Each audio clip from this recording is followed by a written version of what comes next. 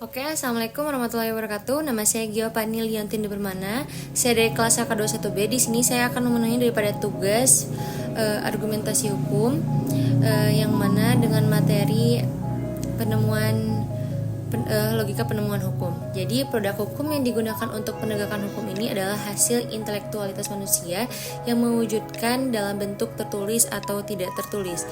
Pewujudan intelektualitas manusia ini yaitu dalam produk hukum yang tertulis pada khususnya tidak selalu sempurna ketika diimplementasikan pada peristiwa hukum yang konkret. Hal tersebut dikarenakan keterbatasan intelektualitas yang dimiliki oleh manusia. Dan dalam penegakan hukum terdapat 3 unsur oleh Gustav Rechtbrecht yang dinamakan sebagai 3 dasar nilai hukum, yaitu yang pertama kepastian hukum, kemanfaatan, dan keadilan hukum.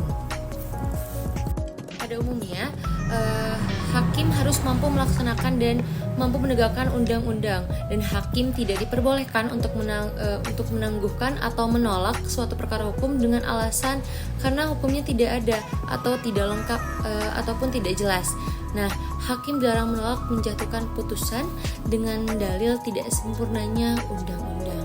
Nah, istilah penemuan hukum tersebut oleh beberapa pakar sering dipermasalahkan, apalagi apakah tepat lebih jika menggunakan istilah pelaksanaan hukum, penerapan hukum, pembentukan hukum, atau penciptaan hukum. Nah, menurut Sudikno Mertokusumo dalam bukunya yang berjudul Penemuan Hukum Sebuah Pengantar 47, apabila kita membedah satu persatu dari beberapa istilah tersebut, diantaranya 1. Pelaksanaan hukum, 2. Penerapan hukum, 3. Pembentukan hukum, dan 4. Penciptaan hukum. Nah, yaitu yang pertama yaitu pelaksanaan hukum. Pelaksanaan hukum ini dapat berarti menjalankan hukuman tanpa sengketa atau pelanggaran. Namun di samping itu pelaksanaan hukum dapat pula terjadi kalau misalkan ada sengketa, yaitu dilaksanakan oleh hakim. Dalam hal ini sekaligus merupakan penegakan hukum. Yang keduanya yaitu ada istilah penerapan hukum. Tidak lain menerapkan peraturan hukum yang sifatnya abstrak kepada suatu peristiwa. Nah, yang ketiganya yaitu ada pembentukan hukum. Pembentukan hukum ini adalah merumuskan peraturan yang berlaku umum bagi setiap orang. Jadi kalau lazimnya pembentukan hukum dilakukan oleh pembentuk undang-undang, maka hakim dilakukan pada pembentukan hukum. Ada juga yang keempatnya yaitu penciptaan hukum. Terasa kurang tepat karena memberikan kesan bahwa hukumnya itu sama sekali tidak ada kemudian diciptakan atau dari tidak menjadi ada. Nah, penemuan hukum juga ada dasarnya teman-teman dalam pasal 10 ayat 1 Undang-Undang Nomor 48 Tahun 2009 tentang kekuasaan kehakiman, dijelaskan bahwa seorang hakim dilarang menolak perkara karena kalimat dilarang menolak perkara ini memberikan konsekuensi bagi hakim. Dan penemuan hukum di samping didasarkan pada ketentuan di atas, menemukan dasar hukum dengan jelas dan tegas terhadap pada pasal 5 ayat 1 Undang-Undang Nomor 48 Tahun 2009 tentang kekuasaan kehakiman yang menegaskan bahwa hakim dan hakim konstitusi wajib menggali, mengikuti, dan memahami nilai-nilai hukum dan rasa keadilan hidup yang ada dalam masyarakat. Nah, lanjut kepada metode penemuan hukum. Hakim dapat melakukan hukum tentunya tidak serta merta bahwa berdasarkan keinginan semata. Jadi hakim tetap berpedoman dengan metode-metode penemuan hukum yang telah ada. Metode-metode ini dalam penemuan hukum meliputi yaitu yang pertama metode interpretasi dan metode konstruksi hukum atau penalaran. Yang pertama yaitu ada di interpretasi hukum. Terjadi apabila ketika undang-undang yang secara langsung dan ditetapkan pada peristiwa konkret yang dihadapi, sedangkan konstruksi hukum terjadi apabila tidak ditemukan ketentuan undang-undang yang secara langsung dapat diterapkan pada masalah hukum yang dihadapi atau dalam peraturan hukum yang ada. Ralat dalam hal peraturan yang tidak ada. Nah, metode interpretasi ini yaitu memberikan penjelasan yang gamblang mengenai teks undang-undang agar ruang lingkupnya kaidah dapat ditetapkan sehubungan dengan peristiwa tertentu atau yang terjadi. Nah, interpretasi ini yang pertama yaitu bahasa atau gramatikal. mengetahui makna ketentuan undang-undang dengan cara menguraikan menurut bahasa, susunan, dan kata-kata bunyinya. Yang kedua yaitu ada interpretasi sejarah atau historis.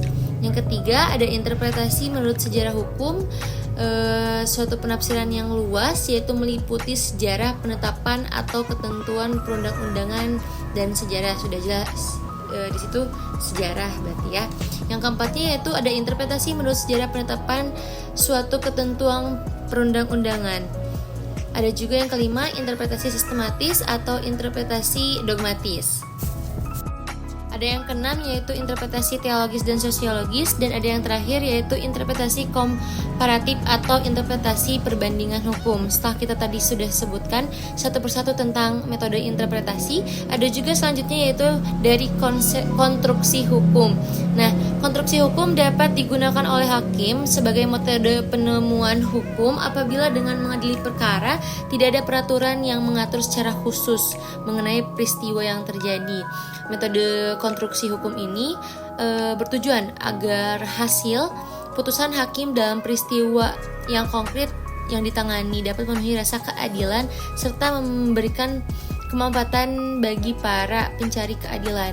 Nah, di sini ada asas yaitu argumentum per analogiam. Argumentum per analogiam ini dalam perkembangannya sering disebut analogi.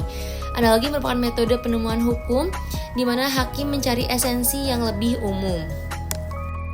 Konstruksi hukum model ini dipergunakan apabila hakim menjatuhkan putusan dalam suatu konflik yang tidak tersedia peraturannya tetapi peristiwa itu terjadi mirip dengan yang diatur undang-undang. Dengan kata lain, pada analogi peristiwa yang berbeda namun serupa, sejenis atau mirip yang diatur dalam perundang-undangan diperlakukan sama. Nah, ada juga yaitu argumentum contrario. Sering disebut juga yaitu contrario, yaitu menafsirkan atau menjelaskan undang-undang yang didasarkan pada perlawanan peristiwa antara peristiwa yang konkret yang dihadapi atau peristiwa diatur dalam undang-undang. Nah, artinya berlawanan antara soal yang dihadapi dengan soal yang diatur dalam suatu pasal dalam undang-undang. Pengingkaran artinya berlawanan pengertian antara soal dihadapi dengan soal yang diatur dalam pasal undang-undang.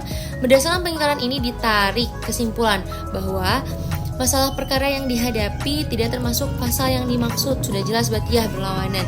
Masalahnya berada di luar peraturan perundang-undangan.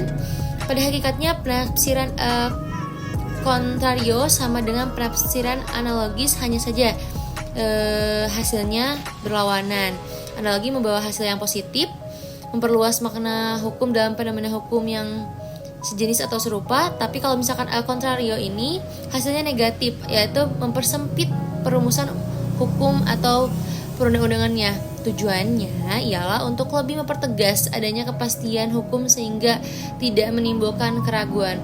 Dua-duanya sama-sama saja tidak termasuk pada pasal-pasal yang sudah jelas mengatur. Tetapi kalau analogis tadi yang disebutkan dan contrario juga. Mungkin cukup sekian dari saya. Mohon maaf bila ada kesalahan kata atau atau kekurangan dari penjelasan dan di pada tugas ini. Mohon maaf. Wabillahi taufiq wal hidayah. Wassalamualaikum warahmatullahi wabarakatuh.